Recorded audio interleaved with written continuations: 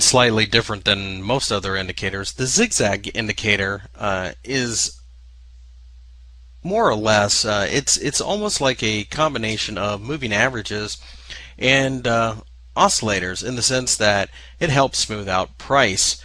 In other words, as you can see, like a moving average would be pointing down here, this line specifically just shows that we are in a downtrend, and it does smooth out the noise. Even the bump here, you can see that the line never changed. This is because, much like an oscillator, it does have a mathematical formula behind it, in the sense that the trader can set it to change direction at a certain percentage. So this may, for example, happen to be 3%. As price falls, it needs to change 3%, for example, in other words, to draw a line in the opposite direction.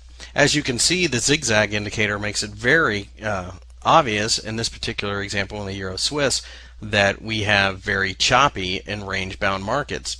The zigzag indicator by itself isn't necessarily a system, but what this does is this helps you identify what types of tools you may want to be using. For example, the Williams percentage range indicator is good at range-bound markets, which is exactly what the zigzag is telling you right now.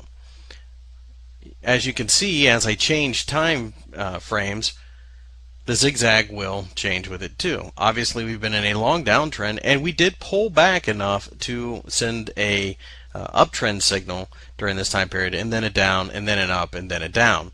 This allows us to filter out a lot of noise, as without it you can see price just generally kind of bumps around. The zigzag indicator isn't necessarily, like I said, a trading tool by itself, but what this does is it can allow you to identify the possible tools in your toolbox that you should be using for the job at hand.